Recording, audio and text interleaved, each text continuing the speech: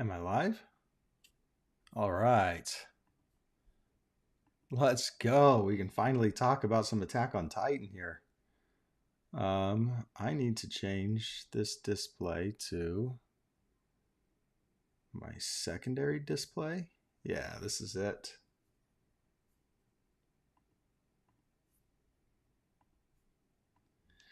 This is the one. Give me a second here as I get set up. And as we wait for people to roll in, I'll go and start sharing this everywhere.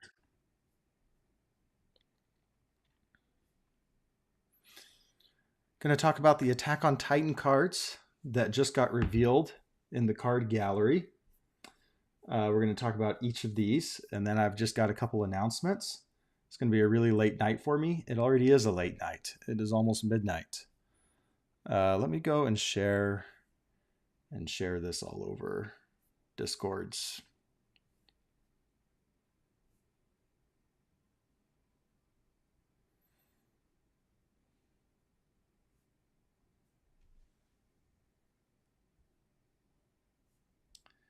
Let's see.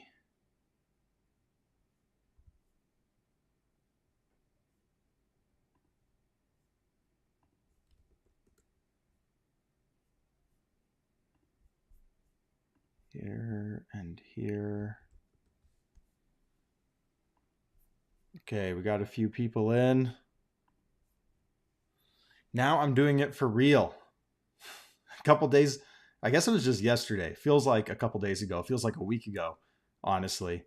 Um, Started revealing the cards, had to take it down halfway through. Now the cards are officially up on their card gallery, and we can talk about them. And then I've got some other announcements to make here too. In just a little bit. I'll just give it a few minutes while everybody rolls in. I guess while everybody rolls in, let me show you guys. This is what I tested tonight for team testing. I was doing a life overhaul. And so I built a list in like 10 minutes today. And then I made a lot of changes after playing a couple rounds. One of the big changes that I had tasty ref, but I was just feeling I just made that video with Sam on Ace Maneuvers a couple days ago where we talked about our most overrated and underrated cards. And we both agreed that Tasty Riff was one of the top 5 overrated cards in Standard right now. And that's really what I came to a conclusion of after testing Life Overhaul tonight. I just hated Tasty Riff. And so I've removed Tasty Riff from my deck here. The card I really liked, Spirit Charged Kick. This card is kind of nuts. It's a 0 low block in a format where everybody's playing Walk the Dog and Black Abyss. Your next attack gets +1 damage for every resource it shares with your character. So like your maximum overhauls are getting 3 damage. And then your next attack is -1 difficulty. So this is a 4 diff, 13 stats card. That's worth it on stats alone. And it's a 0 low block and it's a momentum out for EX3. My other idea with overhauls that double Spirit Blast could really help push through lethal here. So I've got some throws to build zeros. And then the 4-card kind of combo that I was really enjoying tonight with Life Overhaul was this overhead reversal, build in a 0 diff. So I'm going to build in one of these, right? 1 high block or a 0 low block. And then I can flip these and then I can block with these. And then I can incredible display them back to my hand. If I don't have these in my stage ready, I can use a gift returned. This is kind of nuts. This is one of the changes I made. After round 1 of testing, I was starting with Wild Pussycats, and I took that out and put in a gift returned, and it was so much better. Flip, add a card with a check value of 6 from your discard pile to your hand. So on defense, you can just go and pick up your 0 low block, and then you can incredible display it back to your hand. So this little combo of 4 foundations was really, really solid. Overhead reversal helps it be a little more consistent, and it's just the only throw in the deck so that we can get momentum for Tetra Terror or Double Spirit Blast. And then you're just doing maximum overhaul things.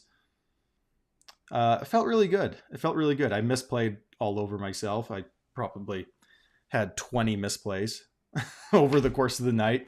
It's kind of embarrassing. Actually, let me show you guys this picture real quick of me testing with George. Actually, I should probably ask George's permission before I share it. Nah, I won't share it, but I'll just tell you, I was testing with George in round 2. He was playing Death Mina 2, and I blocked like 7 times. But at the end of it, I think George had 13 cards in his card pool, 12 or 13 cards in his card pool. Just crazy. I had to take a picture because it was nuts. Um, anyway, very fun night of testing tonight. I don't know if I'm going to take this life overhaul anywhere and keep testing it. I definitely, if this was something I was going to play in St. Louis, I need like 20 to 50 more games of practice because I was making all sorts of dumb misplays. But Spirit Charged Kick, I probably should have put this as one of my top 5 underrated cards when I was talking with Sam. And if you haven't seen that video, go watch that video. It's on Ace Maneuver's channel. We're going to start doing those every week. So I think every Thursday night, we're going to like talk to each other for an hour or two over some competitive subject. We're going to try and not just, be talking about the news and not be reactionary content, but just fun, competitive card game content. Probably going to start being semi-regular, at least every other week, I expect. But that top 5 underrated, overrated was our first one. So I've got a couple of announcements here, and I think I'm okay to say this. Let's go see. I'm going to read the email again. So as you know, we kind of had this whole fiasco Monday. Let's talk about it. We received an email, the content creators that went to the content summit in Las Vegas. We received an email saying, kind of showing us the future of the mechanics that they were going to release and what times they were going to talk about those mechanics. And then they said, here's some exclusive preview cards to help with your content. And so we took that as we're good to show these right away, even though it didn't explicitly say you could show them right away, because it said you have these exclusive preview cards to help with your content. And we're sending you this email so that you can get content ready. Tam immediately went live and showed the cards. And then I went live and showed the cards. And then like halfway through my stream, got a message saying, take the stream down. We're not supposed to show the cards yet. So we both took our streams down, made them private. And then, of course, everybody had already taken screenshots of the cards. So now they were being passed around on Discord. We were told as creators that they would be up later that day, but they never were up later that day. Then we had some other content creators make videos talking about them, which I don't fault them at all for doing. They didn't sign anything saying, they didn't sign any NDAs like us. And so as far as I can tell, they were at full liberty to do that. And then they were posted to Facebook and the cards just got passed around everywhere. It's kind of a bad look. I felt bad that we jumped the gun a little bit, but now those cards have officially been posted to the website on this Attack on Titan Battle for Humanity card gallery. So now I can talk about them, and I'm just going to jump through every card, even though I had already gotten through some cards in that earlier stream. I'm going to talk about them all over again here because I think they're pretty hype. 18 cards were shown. I don't think there's a single bad card. Like just from a game standpoint, I don't think a single one of these cards is bad. I don't think any of these are C tier. And what makes me most excited is none of these cards are anything beyond a rare. These are commons, uncommons, and rares. And they're all very, very powerful. Or at least baseline good. Like I could see all of these cards having a home in some deck or the other. So back to what I was talking about earlier, we kind of botched the rollout. I was worried that I don't know, maybe there were going to be some bad implications of kind of jumping the gun early and showing the cards off, but it doesn't look like it. In fact, I got an email tonight saying that I can reveal a card tomorrow morning. I'm getting a new card, not in this 18, to reveal tomorrow morning. So I'm going to do this stream right now. We're going to talk about these 18 cards. And then after this, right after I end the stream, I'm going to go and make like a 3-minute video where I reveal this new card they gave me. And that'll go live pretty early in the morning. 6:30 a.m. Central Time, it looks like. Very, very early. So keep an eye out for that. Let's see, it's midnight right now, so in less than 7 hours, I'll get to reveal a new Attack on Titan card that looks a little bit differently than the 18 cards that we see here. So you'll see why. They're releasing a article tomorrow, and so you'll see why the card looks a little different than these 18 cards. Also, I've already looked at the card. I've already analyzed the card. I spent about 15 minutes already just thinking about it. I don't think it's okay. I think it's crazy powerful. And I understand when you first look at a card, you're always doing it with rose-colored glasses on, right? I remember when Hero's Upbringing was first shown, I thought, holy crap, how is this okay? And then Hero's Upbringing has been almost nothing but a sideboard card since then. Very similar thing with like Hawks' Action, the secret rare. They revealed those at the same time. I remember just being blown away. So, there's always that. You're always looking at it with rose-colored glasses at the beginning. But I think this card's kind of crazy. So I'm very, very excited to show that in the morning. That is one of my announcements here. My other announcement is that I got brought on to the commentator team for future events, for UVS official events. I don't know the commentating schedule and who everybody else is on the team yet, or what events I'll be commentating for, but I'm very, very much looking forward to doing commentary for the company for major regionals, I assume. I'm planning on playing in St. Louis. I've already bought my plane ticket for Georgia, for the Georgia regional. So I don't know which regionals I'll be commentating, but I'm excited to do that and join the commentary team. And then my last kind of announcement here is that I have agreed to become an affiliate for Red Riot Games. This is a game store out of Canada. They've been hosting a lot of events and really growing their community. They have a lot of players right now. They've hosted like 1K events. They've hosted like Win a Chrome events. I know they're really pushing for some major events in the future to be hosted in Canada. They've been very, very active in the community and on the Discords, talking with everyone. And I really, really like their site. So pretty soon, I'm going to be including a link in the description of all my videos and streams, where if you click that link, and then if you buy any sealed or singles Universes cards, I think I get like 5% or something.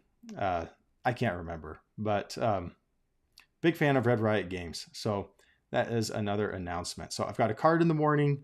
I'm going to be doing some official commentary in the future, and I'm going to be linking up with Red Riot Games a little bit more in the future. I might make a whole little video about Red Riot Games here in the future, might start putting it in my outro. But especially if you're in Canada, this is the place to go and buy some cards. You guys know I've always liked Rochester as well. But Red Riot Games, you can just see how clean this website is, and I love what they do for the community. So with that said, I think I've stalled enough here. Let's start talking about the Attack on Titan cards. If anybody has any comments, questions, throw them in the chat. Let's talk about it. Dim the lights, and here we go. Levi's Overhead Strike. Sorry, guys. I know I keep looking away. It's because I got a monitor here and a monitor here, and it's just more natural for me to look at the monitor, but then I'm talking away from the microphone, and so that probably makes my audio bad. Anyway, Levi's Overhead Strike, 5 difficulty, 5 low 5, 2 low block, weapon attack on the air symbol. If your rival has lost health this turn, this attack is -1 difficulty. Okay, we like a 4 diff, 5 low 5.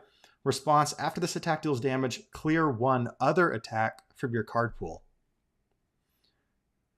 So this is a 5 difficulty attack that doesn't want to be played as a string starter. It very much wants to be played as your second or third attack when you get to play it as a 4 diff. And then when it deals damage, you get to clear something else. And hopefully that's all you need to play your last 1 or 2 attacks, right? The benefit of the clear is probably going to be a little less, since this card wants to be played as like your 3rd or 4th attack during your string, but that's still pretty nice. I'm here for this. Some things that I want to point out just about these cards before we start talking about the specifics of all the others. One thing that I noticed, and I didn't notice this at the summit, this is something I just noticed from these 18 cards that they put in the gallery, is that it's a low attack and it's a low block. Let's go to our next attack. Low attack, low block. High attack, high block. Low attack, low block. Mid attack, mid block. High attack, high block. Low attack, low block. Low attack, low block. Am I crazy? That seems more than just a coincidence, right? That the attack zone and the block zone are matching on every single attack in this card pool gallery. So I think that's a design decision made for at least Attack on Titan. So you're not going to be able to run like a all low attacks strategy. I guess you could, but now you're also running this like all low blocks strategy.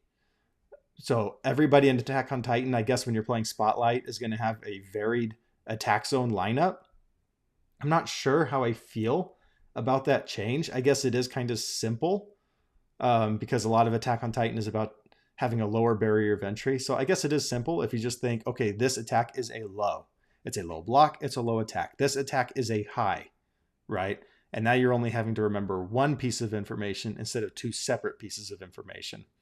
So from a gameplay standpoint, I'm not sure how I feel about that. From like a simplicity standpoint, I get it. I get it. And who knows, maybe this is just a random coincidence of these 18 cards that happened to be like that. The other thing I wanted to point out with the art is that early Attack on Titan manga art is not nearly as good as late Attack on Titan manga art. The author got better. The author started doing...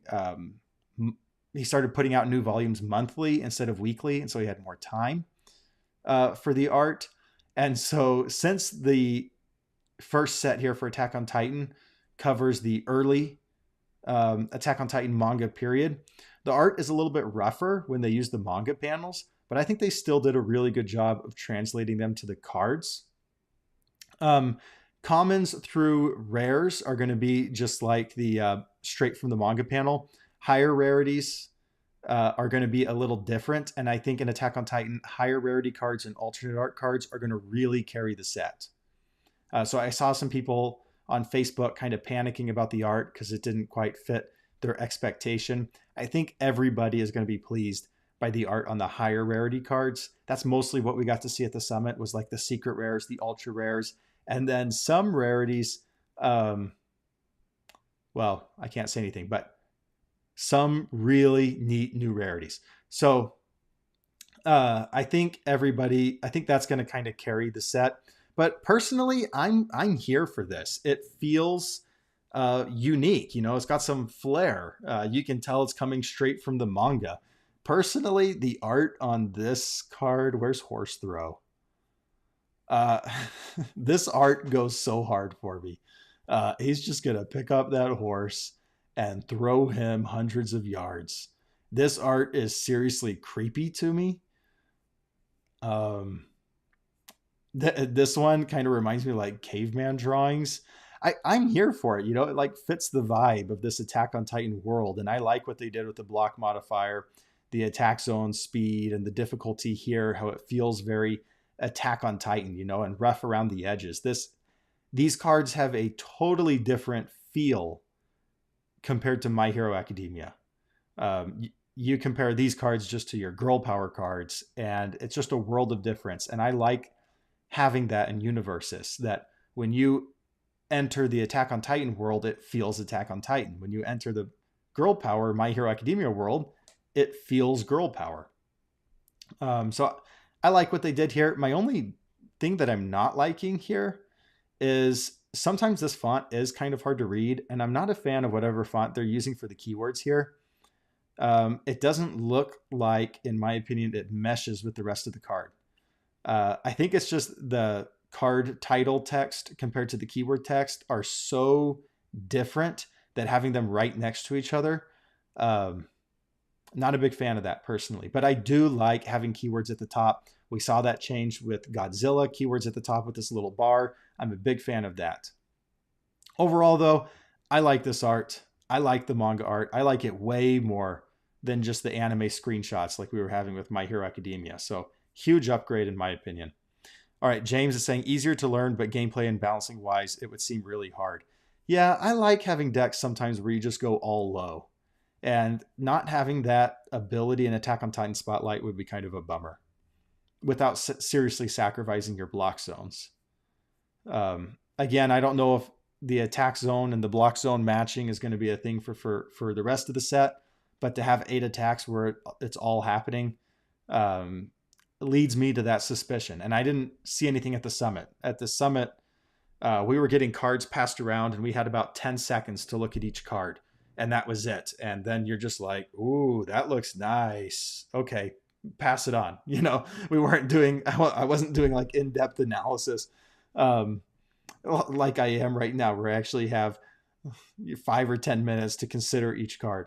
So that's Levi's Overhead Strike. I don't think it's anything special, but for an uncommon, this is really, really good. This is much, much better than a lot of the commons and uncommons that we were getting in Girl Power in the set before. Dan says the backgrounds being the color to represent the symbol was genius, and Zoe deserves a raise. Yeah, I really, really like that. So because it's manga, it's all black and white. They can color in the backgrounds to match the symbol. And so now you say, okay, I've got a blue card. It must be air. I have a red card. It must be death. Yeah, red is death, it seems. Red is death. I've got this orange card. It must be fire. Then we have some fire cards here. I have this green card. It's got to be life. It seems like these are put in order. Green card, life, green card, life, green card, green card, green card. Wow, that's a lot of life cards. Order, we get this like light brown color here. And then we have this infinity kind of purplish background. So I like how they're doing that for each of the symbols. It does look like in the card gallery, at least, this is another thing I'm noticing just now, that these are definitely grouped by symbol. I got 2 order cards next to each other. I got 1, 2, 3, 4, 5, 6, 7 life cards grouped next to each other. We got 3 fire cards, 3 death cards, and 2 air cards. So it seems like, is this going in order of like the set number here? Yeah, it seems to be going in the set order. So the set appears to me to be ordered based on the symbols, because the symbols are all kind of grouped together. So typically in the past, we've seen sets be organized by character kits, but it looks like this is organized by symbols, something a little bit differently here. And this is something I have no knowledge of from the summit. I have no knowledge of how they're organizing the cards. I have no knowledge of how they're doing character kits, if they're doing character kits. That was something I think like Tim was theorizing maybe they're doing away with. But we don't know. We don't know. So I can honestly say I don't know. A lot of this stuff I'm looking at for the first time, just alongside everybody else. So yeah, blue air means the card is blue. That's Levi's Overhead Strike. Really, really good for an uncommon, in my opinion. Going on, this is my chance. Spam Foundation, 3 low block, 4 check. If this is the only attack in your card pool, it gets +2 speed. If it is completely blocked, you may clear it from your card pool. Okay, we've seen a lot of Spam Foundations where you flip for 2 speed. That's pretty common. But this is saying if they completely block it, you can just clear it from your card pool. So typically, I imagine you're using this on your first attack. Give your string opener 2 speed. If they still completely block it, then now they've had to spend their resources completely blocking a very fast attack, and you get to clear it from your card pool, and you get to string out. I think this is really, really good for a Spam Foundation. I can see it as a rare. I think it justifies its rare, and I think it's cool that the air symbol is keeping this card pool clear as a symbol identity. And that's something else I want to talk about with the attuned symbols. So they've given us these symbols that are squoval shaped, like squares and ovals, and they're single symbol. We can see that at least yesterday, all of the cards shown are single symbol attuned cards. They haven't said anything about whether the entire set is that way, but yesterday they came out with the attuned article, and then they're showing us 18 cards with single symbol attuned cards. A death attuned card means that if you're playing like a character that is death, fire, and evil, even if you were playing that character on the fire symbol, you could include a death attuned card because it can be played in any character with that symbol, regardless of the deck's main symbol identity. Very, very neat way to do single symbol cards there, to where you can go down to a single symbol, but it's still playable in a lot of different decks in standard. Personally, I'm a big fan of the attuned symbol change, and I'm hoping we see a lot more of attuned symbols in future products beyond just Attack on Titan. But we'll just have to see. Is this an Attack on Titan only experiment for now, or are future products this year also going to have attuned symbols? We don't know yet. So we'll just have to find that out. Where was I going with the attuned symbolness? I can't remember. I lost my train of thought. It's past midnight here, so I'm having a very short memory span. But this is my chance. I like this. Let's jump into it. We got a rare action. Fire or death. Sorry, if it's red, it's death. If it's orange, it's fire. That might trip me up a little bit that they put that the fire symbol, that the death symbol is black, but that the backgrounds are red for it. 3 difficulty, checks of 4, 2 mid block, breaker 2, form, destroy 1 rival foundation with a difficulty of 2 or less. Period. After this card leaves your card pool, remove it. I like this card. It does clog your card pool as a form. It does check a 4, which is going to hurt your deck's consistency. And then you're gated a little bit on the rival foundation that you can destroy. Then, of course, your rival could just have a card like Chivalrous Competitor, where they just flip it instead of letting you do the thing.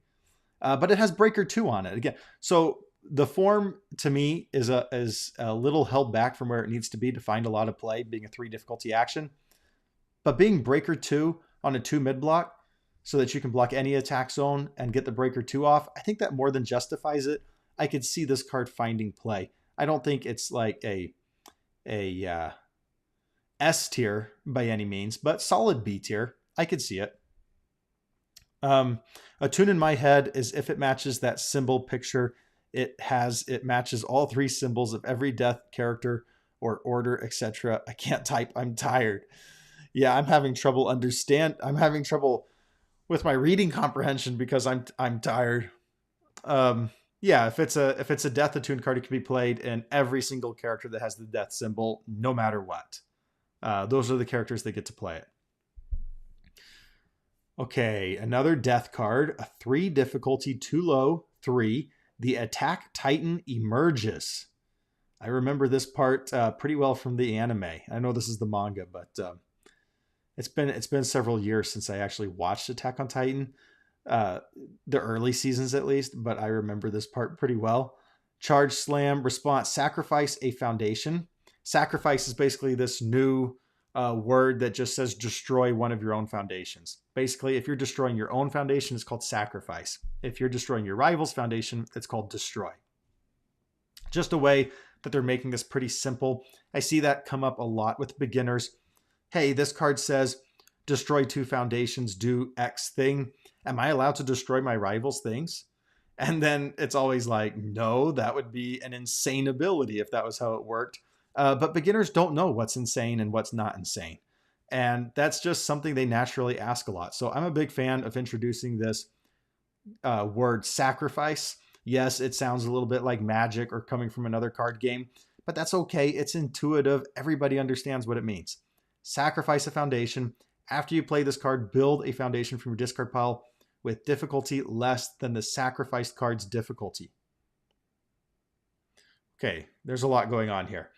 If we sacrifice a 3 difficulty foundation, we can build in any foundation from our discard pile with a difficulty of 2 or less. That's kind of crazy, right?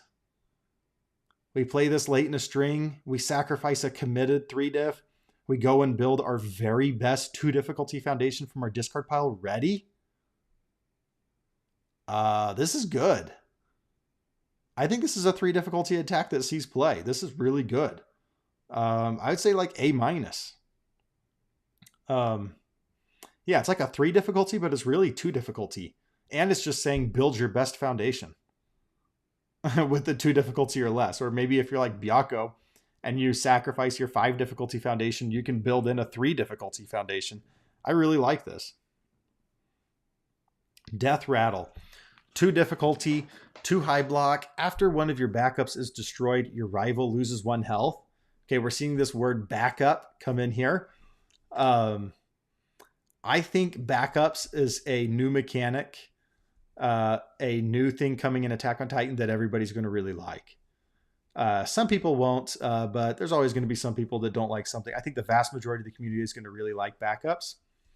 After one of your backups is destroyed, your rival loses 1 health. It's hard to gauge how good that response is until we're allowed to talk about backups. Deadlock form commit, and you can see here we got this new commit symbol going on here, this little green card to white card going from vertical to horizontal. Destroy 1 non-unique rival foundation. That's very good. Deadlock form, so you can do that before you even play an attack, meaning you can take down rival foundations that have responses to something, like a cheerleader, for example. You can just deadlock form, take it out. This also just tells us that deadlock isn't going anywhere in Attack on Titan.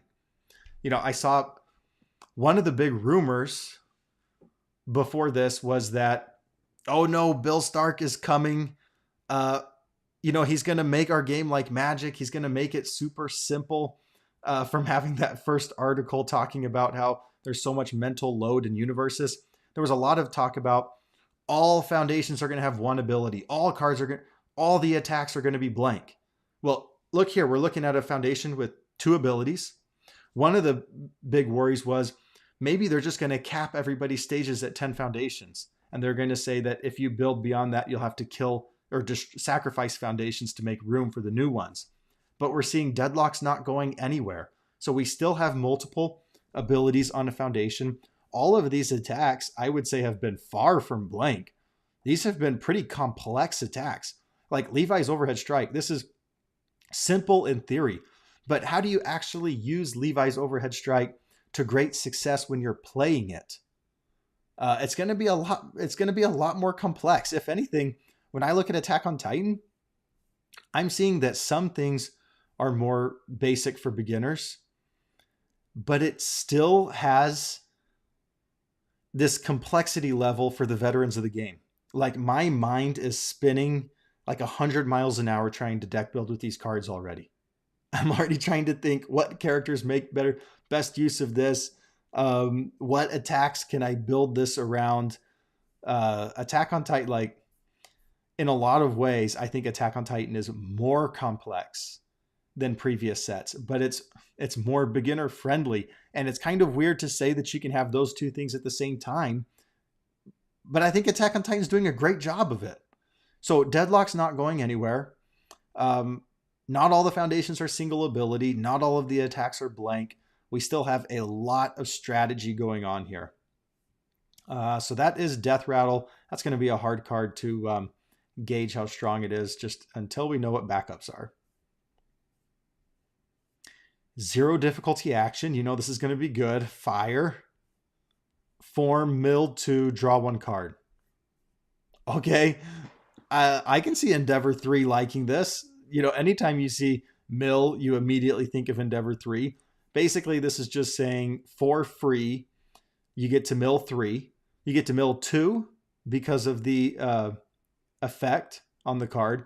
And then you get to mill 1 extra 1 for checking the card, right? So basically, this is saying, hey, you get to replace this card with something else, with whatever you draw, but you got to put 3 more cards from your deck into your discard pile.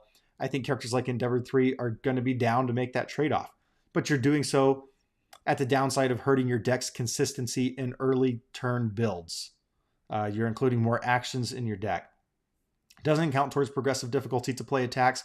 I'm sure there's going to be something cool here where if you clog your card pool with a lot of non-attack cards, there's going to be like a benefit to having that, right? Like maybe there's an attack that says like it gets plus some sort of stats for all the non-attack cards in your card pool. And then you can just fill up your card pool with these seething angers that don't actually count towards progressive. So you're not actually clogging your card pool, but then they're giving you like stats. So I wouldn't be surprised if we see a character with that.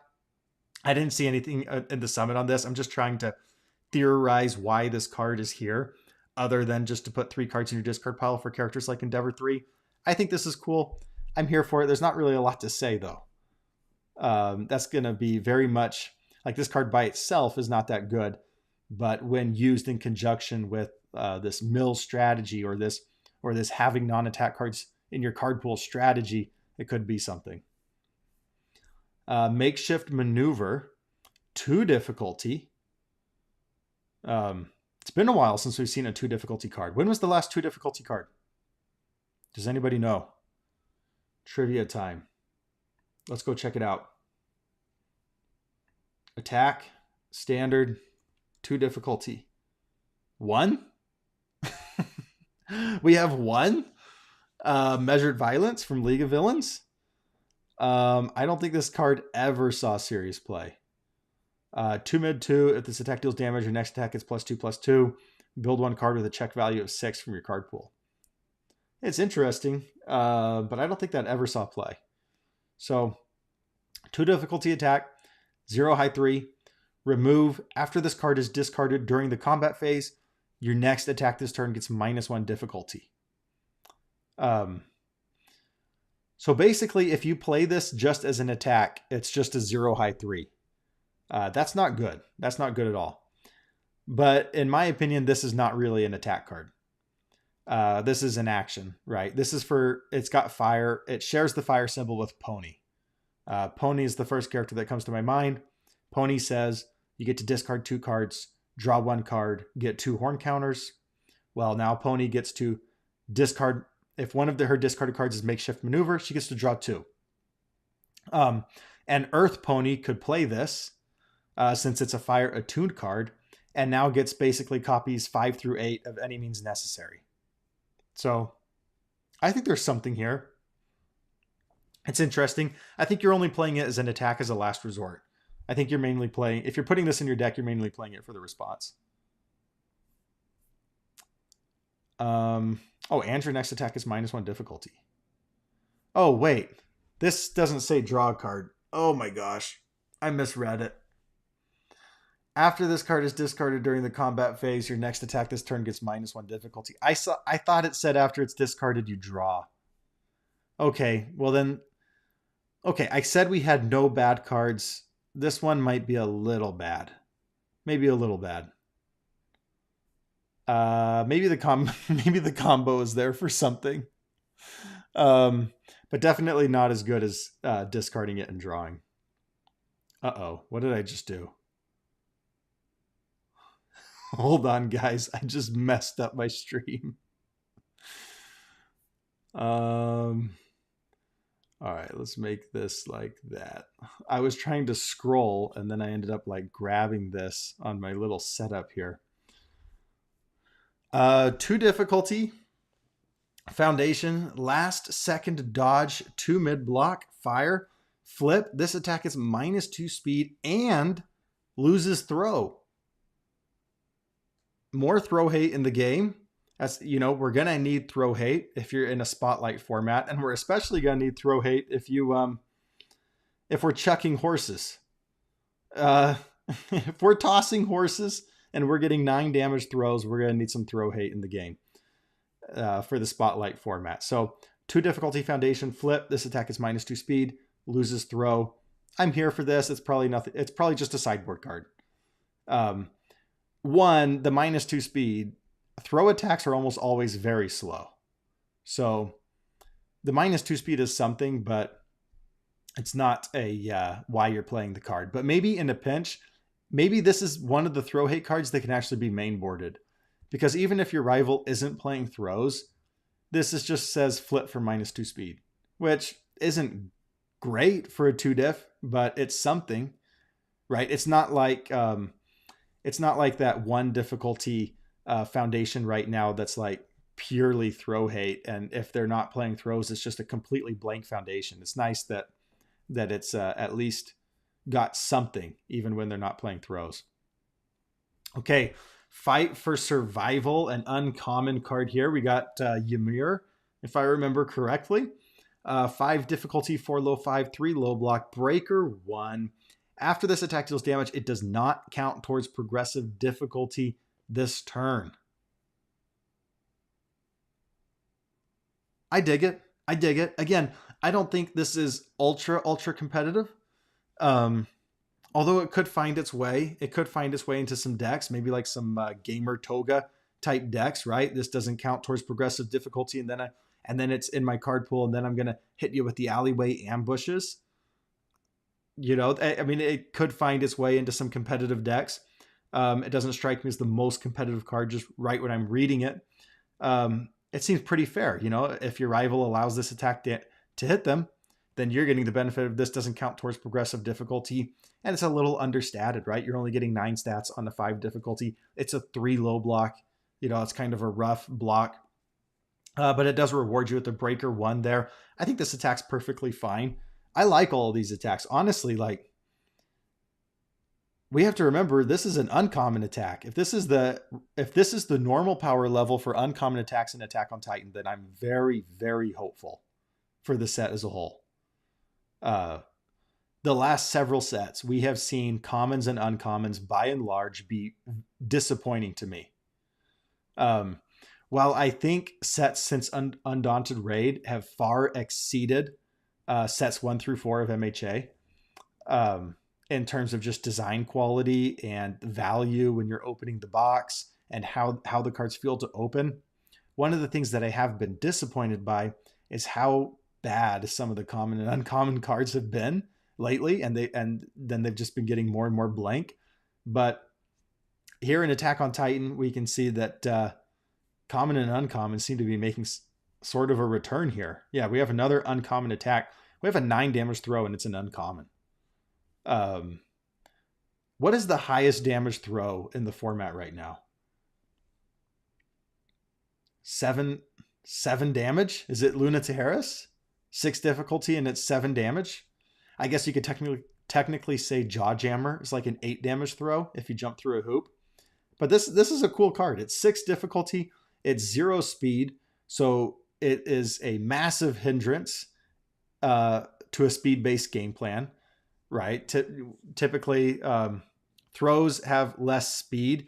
And so the more throws that you put into your deck, the less likely your non-throws are to hit. That's one of the downsides of playing throw-heavy decks, is that now your non-throw decks have a higher hurdle to overcome because your rival is just easily blocking your throws. And so they have lots of resources to fully block your non-throws. And so Horse Toss, I think, is a perfectly fair card. If anything, I think it's a little underpowered. It's hard to say a 9 damage throw is underpowered, but I think this is a little underpowered for being 6 difficulty and for being 0 speed. That said, love this card art. I love the Beast Titan just reaching down and grabbing this horse as if it's like a child's play toy, and he's just gonna chuck it at the scouts hundreds of yards away. So I love this card. I think it's a cool flavor card. In the end, do I think it's actually good? Not really. This card, though, this card is very good, and it's a common. This is what I'm talking about. These cards are giving me so much hope for the Attack on Titan set as a whole. This card is a common. It's kind of cracked. This is one of the cards that I got to read at the summit. I read it and then I passed it on, and then I took it back and then I read it again, and I was like, wait a second, how is this a common? 4 high 3 response. After this attack deals damage, gain health equal to the damage dealt. So if you're able to stack any amount of damage on this character, you could gain like 10 health. You know, if you added 7 damage to this, it hit at the end of it in attack string, you could just gain 10 health. Imagine if like Recovery Girl hit you with this and got to gain even more health. Elder Toguro just to continue to get to re-heal. So many characters are going to be annoying with this. it's going to feel terrible when your rival heals 12 to 15. It could be, this is one of those cards that could really swing the balance of games. It's probably perfectly fair. It's not drawing you anything. Its stats are perfectly fine. But this is everything that I want a common attack to be in this game. It's a simple card. It's a simple statted card, but it really gets your brain thinking. What are all the ways? Because it asks a very clear question, right? The card is saying, how can you add damage to me? If you can add a lot of damage to me and get me to hit, you get to do this really cool thing of gain health. And so your brain immediately starts thinking of, how can I deck build to get this thing damaged and to actually land? I love this. This is exactly what I want a common attack in this game to be. Painful Experiment. Rare here. Is there any difference in the text box on these rares to commons? So this is common. This is rare.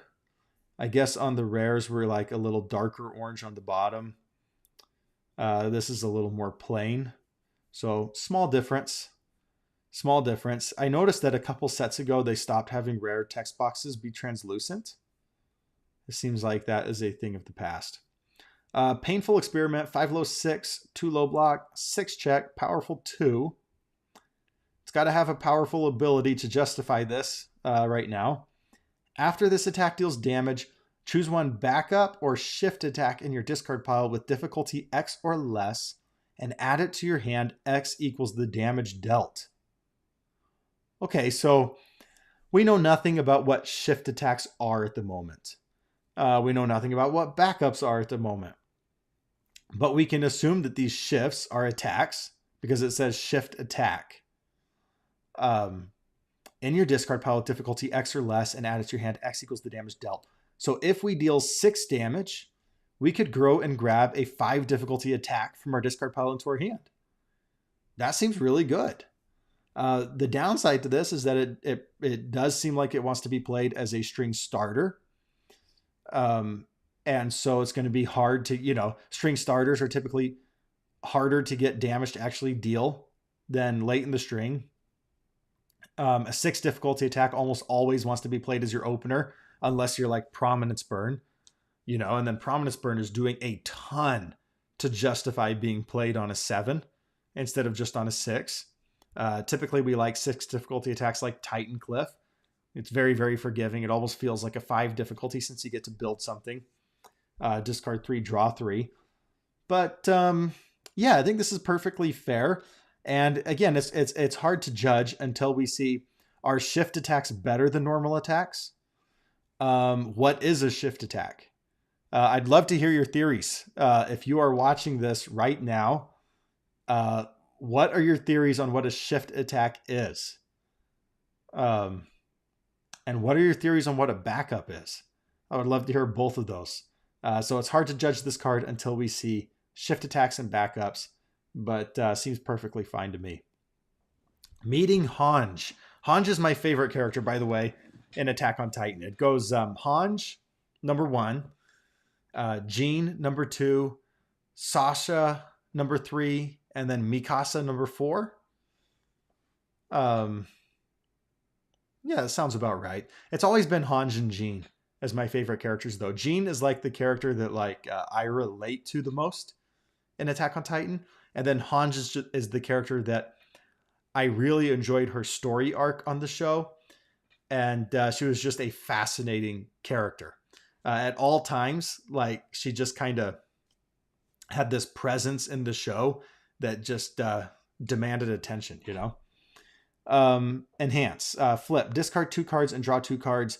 Then if you discarded a backup or a Titan card this way, draw 1 card. Okay, so this is telling us that we are getting Titan cards, and they're different from backups. But maybe they're similar in some way, because they're kind of getting lumped in here. 3 difficulty, flip. Discard 2 cards and draw 2 cards. Okay, so this is latent skill. We got 3 difficulty latent skill. Then if you discarded a backup or Titan card this way, draw 1 card. So if you're playing a backup or Titan heavy deck, you get to discard 2, draw 3. Is that worth a 3 diff? Oh, this is better than latent skill, actually. There's one big difference between this card and latent skill. The discard 2 cards is not part of the cost. It's part of the effect. So in latent skill, the discard 2 cards is part of the cost. So as somebody latent skills, and then I use that Jin Foundation to cancel it. What is that one called? Masho Concealment. If I use Masho Concealment to cancel it, if I use a Nullify from hand that they can't see coming, then they just discarded those 2 cards, and it's goodbye to those. And that can be a real game winning move, canceling a latent skill. So this is much, much better having the discard 2 be part of the effect instead of part of the cost. Flip, discard 2, draw 2. Then if you discard a backup or Titan card this way, draw 1 card. This is kind of leading me to believe, let's see, we've had a Life Foundation here talk about backups or Titans. And then we have this Life Attack talk about backups or shift attacks. That kind of seems to be maybe just something with the life symbol. Maybe the life symbol likes backups and Titans. I don't know. 1 difficulty, pilfered provisions. We got Sasha here who raided the kitchens and got some meat for everybody. 1 difficulty, spam foundation, 2 high block. Response, after you discard this card during the combat phase, gain 1 health and look at the top card of your deck. That's perfectly fine. So if you play it as a foundation, it's basically just doing nothing, right? But if you play it in your hand, you get this nice 2 low block. And if you discard it, gain health and look at the top. That's interesting. Nothing too special there. This card is carried just by having Sasha on it. 3 difficulty, same old field rations. We're having a lot of life cards in a row here. How many life cards did they show us? 1, 2, 3, 4, 5, 6, 7. It's our 7th life card. Same old field rations. Once per turn. Did you like how I knew it was a life card before I even looked at the symbol? Green card means life. Once per turn, tenacious. After you gain health, ready this foundation. If your rival has 10 or more foundations, ready 1 foundation. Okay, I just read that whole sentence and it made no sense to me. That's how you know it's almost 1 in the morning. Okay. I'm going to read this really slow. Once per turn, tenacious. I'm not reading this slow because I think anybody watching this is dumb. I'm reading this slow because I am dumb at the moment. After you gain health, ready this foundation. Okay. If your rival has 10 or more foundations, ready 1 foundation. All right, that seems really good. If your rival is at 10 or more, basically like a soft version of Deadlock, if you gain health, you get to ready 2 foundations. This one, but also a foundation of your choice. Maybe a foundation that you can commit to give your attack stats. You know, something like a rifle arm. Commit for +3 speed. I dig that. I dig this foundation. That's really interesting. After you gain health, I was talking about Toga earlier with that life card that can ignore progressive difficulty. Well, here's kind of another Toga card. Toga gains health just on her character, and then you get to ready this and possibly ready something else. Yeah, I'm here for that. Okay, now we're into our order cards. And this card right here is one of my favorites. This is the Amajiki Killer. And it's available now to all characters that have the order symbol. If your character has the order symbol, regardless of the symbol that you're playing it on, you can play this card and murder Amajiki. Amajiki has dominated our format for too long. If you watched my Endeavor Mountain video, I think I put it out there this morning. I put Amajiki in my top 3, and this card just murders them. And it's all about this response. After you play this card, your rival removes the cards in their momentum face down. So if Amajiki had all this face up momentum, those cards are getting removed face down. They return those cards to their momentum at the end of the combat phase. So if we start our attack string with Waylay, we get to adios all of Amajiki's momentum. This is going to destroy Amajiki's ability to reduce our damage now. Now it's only going to be a -2, right? Instead, it could have been like a -12. So already we've gotten ourselves an extra 10 damage over the attack turn. It's going to destroy the ability of Amajiki to use any effects that say minus damage in his momentum or minus speed in his momentum. And it's going to kill all of Amajiki's broken psyches. Amajikis always get to play broken psyches basically for free. Now we say you don't have those online anymore. This is just going to murder Amajiki. It's going to murder all of these Black Abyss decks, because what it's saying is all of your face-up Black Abysses, they're now going to be face down at the end of the combat phase. And it's going to be better against a lot of other characters too beyond Amajiki. If your opponent is playing any amount of momentum-based defense, Decoy Duplicate, Cheerleader, Broken Psyche, Condescending Explanation, any type of momentum-based defense, this just turns it off for the entire turn, and it does so at response speed. That's really good. This is really good. Right away, it's definitely at least sideboard material for all characters with the order symbol. But I think it could be mainboarded. There's so much momentum-based defense in the game that I think it could be mainboarded.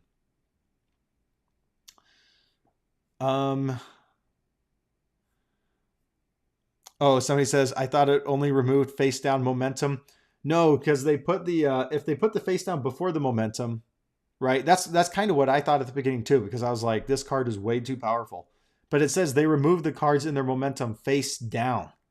So it doesn't say like they don't remove their face down momentum, but they remove their momentum and then they put it face down in their removed pile. And so when it comes back, it's coming back face down. It doesn't come back face up. Yeah, very, very strong against basically all Chaos decks. We see lots and lots of characters on Chaos that like momentum-based defense. Trying to reach Aaron. 2 difficulty, 3 low block, first form. Look at the top card of your deck. So if you have this in your stage, you will always know the top card of your deck going into your turn. I like that. Enhance commit, name a card type, reveal the top card of your deck. If the revealed card matches the named type, add it to your hand. Okay, so we can look at the top card of our deck. We don't get to draw that one because that's a form ability, and then the bottom one's an enhance. So we're going to have to play a card in order to get to the enhance step. And we're going to have to check that card that we viewed. But wouldn't this be nice with like, if you were playing this with a card like Window Shopping, that says you can flip and play the top card of your deck as your next form. Like if you see this, if you use this and then you see like an attack on your deck, then you could use like Window Shopping to play it as your attack. I don't know. There could be something there beyond just knowing whether you're going to check a 3 or a 5.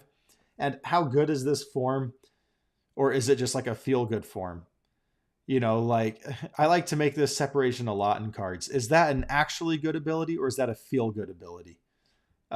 Because were you just going to do the thing you were going to do anyway? Right. If you use trying to reach Aaron, you see an attack on your deck. Were you just going to play your attack and check a 3 anyway? You know, are you really going to be changing your game plan into just building? Maybe, but it's going to have to be like comboed with some other things in your stage to really have that form ability be better than just a feel good ability. Enhance commit, name a card type, reveal the top card of your deck. If the revealed card matches the name type, add it to your hand. Okay, that's cool. So if we have any sort of ability where we stack our deck with an attack, we can commit it, name attack, and grab it to our hand. It's also like a sneaky version of, what was that 1/5? Destined for Mainstream Success from My Hero Academia set 1. You can basically just always name attack. And then if it's an attack, it comes to your hand. If it's not an attack, then now you know you're checking a 5. You did have to commit a resource in your stage, so now it's like you're checking a 4. But sometimes the difference between checking a 3 and checking a 4 can win you the game. And this is just kind of guaranteeing that next check. I think it's doing enough to justify the 4 check, but you'll have to be like comboing this with something else. In a vacuum, I don't think this card is worthy of competitive play, but I think there's going to be some very interesting deck builds based around it. Okay, our last card here in the card gallery, and this is one that I think everybody will be playing. Everybody. I almost think this asset is way too good. Let's get into it. Vertical maneuvering equipment. on the infinity symbol. Spend 1 momentum. This attack gets +3 or -3 speed, usable on offense or on defense. Basically, all of your attacks have EX3. All of your opponent's attacks you can give -3 speed for just a momentum. And as if that's not enough, you may change its zone. Somebody pointed out that this finally makes Anya somewhat playable. So we can use Anya if our opponent has all low blocks. Now we can use vertical maneuvering equipment and make everything high. Yeah, I see Dan saying this is the card I don't like the background of. This card is definitely a little rough. And that's just coming with using this early manga art. I'm not sure the purple is really working with the equipment here. Like this card looks nice. Yeah, I'm not sure the purple is working for the infinity symbol here, but it was the choice they made. So spend a momentum, very, very versatile. We're going to have to get used to seeing this card because it's going to be everywhere. I just can't imagine a deck not wanting to run at least one of this. Enhance, commit. This attack gets +2 damage. If it deals damage to a backup, ready this asset. Okay, so this is like the backup killer. So clearly we don't know anything about backups from these cards, but we can make some assumptions. We can deal damage to a backup, right? Now we know that we can deal damage to a backup. And vertical maneuvering equipment is helping you do that. So if we're thinking about Attack on Titan, right, this would be really thematic if a backup was like a Titan.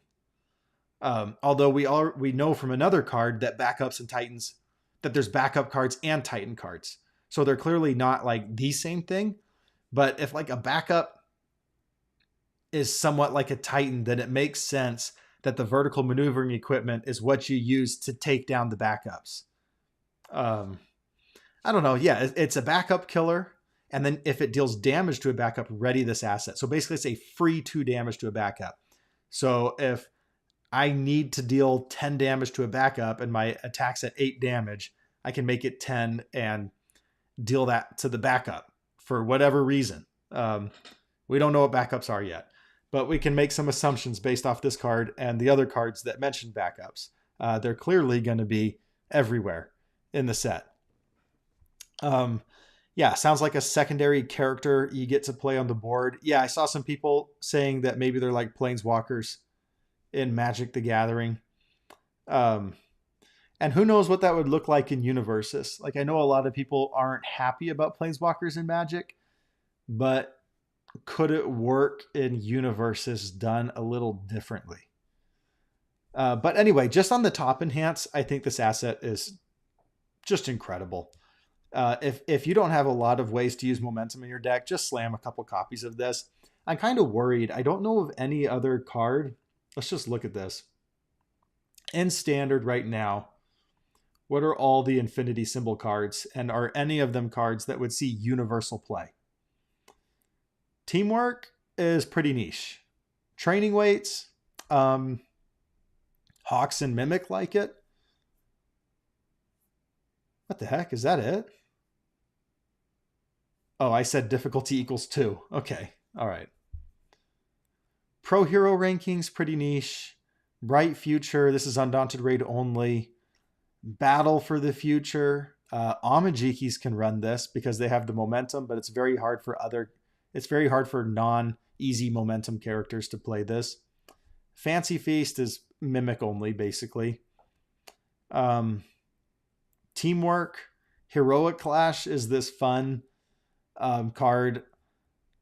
Any character that can get momentum quickly, that can draw a lot of cards so that they can play lots of attacks and give this speed. Like I think Rinku is a really good Heroic Clash character, but it's far from being everywhere. Class lineup, again, is a lot of these infinity symbols are kind of confined to a set. So this is Heroes Clash. This is Undaunted Raid only.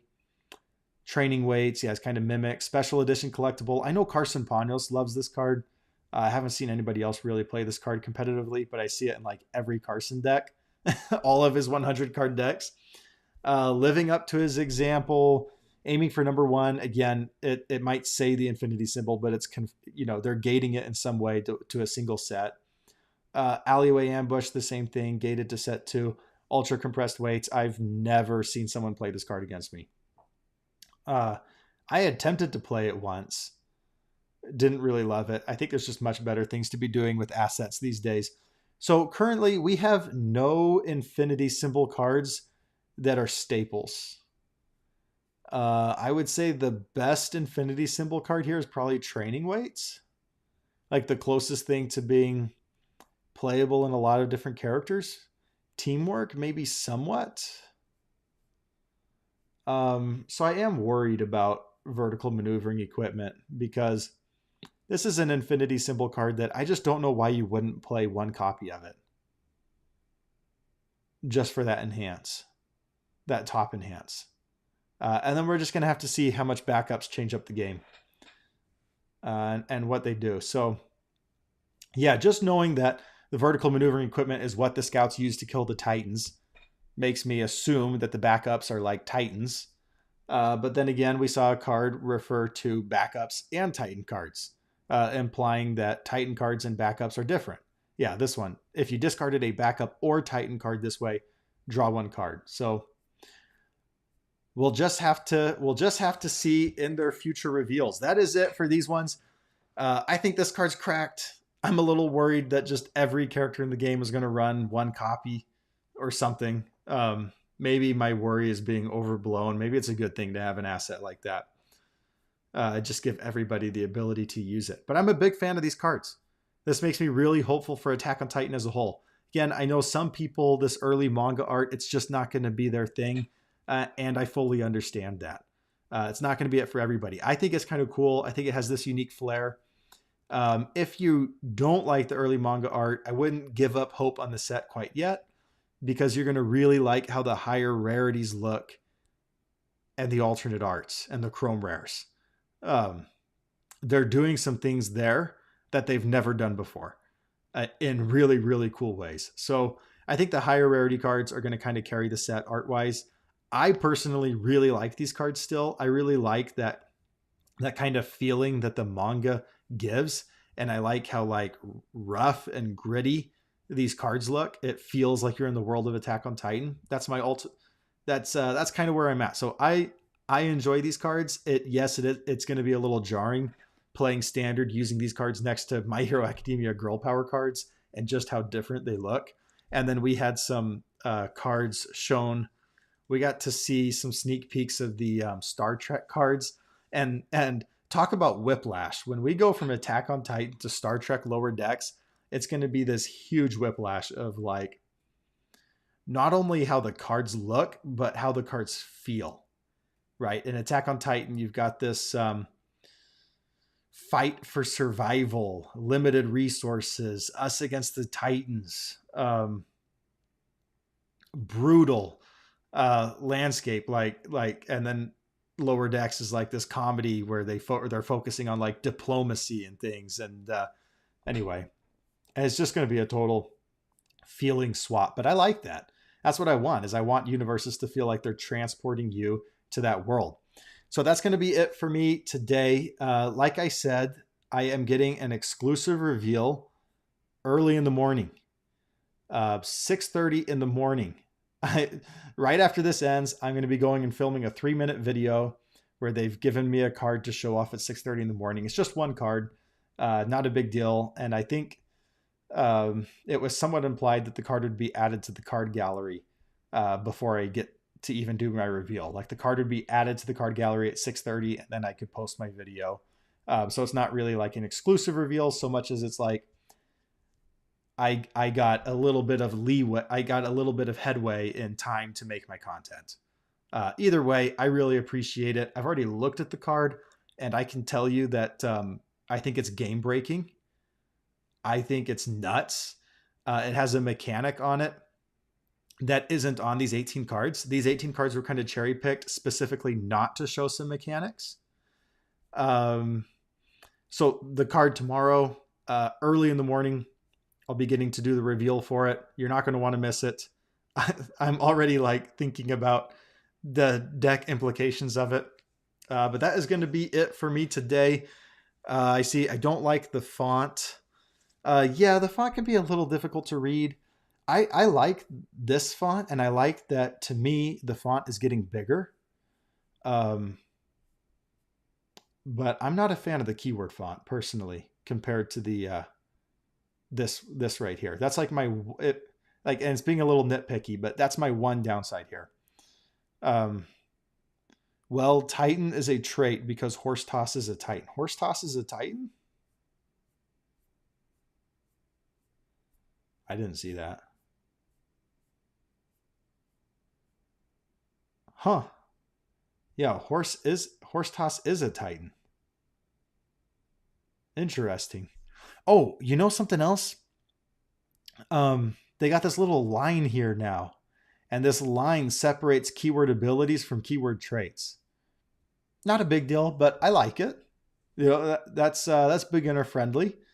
Sometimes it's those little small things that can add up. Getting the keywords up to the top, even if it's a little jarring to have different fonts when they're so close next to each other, like this font is different than this font is different than this font. But just having them at the top is much, much better. And I like having this little line to separate abilities and traits. You should do a 5 a.m. stream, best stream. I'm not sure I can do a 5 a.m. stream. It is 1 in the morning. If I set an alarm for myself for like 4 in the morning, there is no guarantee I'm waking up. So I'm just going to film the video. I'm going to schedule it to post at 6:30 in the morning, 6:30 Central Time, I think is what the email said. That's really early. I was kind of surprised at that because normally they're putting up these articles at like 11 a.m. or 5 p.m. But this one says 6:30. And from the email, it seemed to insinuate that the card would be added to the card gallery at the same time. So we are not too far away, as it seems, from some more stuff being revealed and some more mechanics being revealed. And you're going to really like this card. And I know a lot of other content creators got cards as well. I think we each all got one card. I'm positive that some content creators probably aren't going to make a video on it by 6:30 in the morning, though. We were just told about this 2 hours ago. And so, some people might have already been asleep. We'll just have to see. I have fully accepted this layout and think it's fantastic. Yeah, I like these cards. Going into the summit, I was terrified of how Attack on Titan was going to look and feel. And you can just tell by looking at these 18 cards, this is Universus. Yes, these attacks that they've shown don't have enhances, as a lot of people have pointed out. The attacks that they've shown don't have enhances, but it still feels Universus. There's a lot of depth to these cards. They're not all just blank. They're not all just simple. That's what really matters to me. So I just want to feel that I'm playing Universus. I play it, we're drawing up to hand size. I play this attack. We still have a healthy amount of interaction. And then you have to block my attack. That's Universus. So it still feels like it's here. Although we'll have to see about these backups. That's going to do it for me. I'm going to go and film this reveal video. I will see you in just a couple hours. Really enjoyed this. If you stuck around with me tonight so late in the morning, I really appreciate you. I'm excited for some Attack on Titan Spotlight. I am going to be buying way too many of these cards. And that is it for me, guys. I'm out.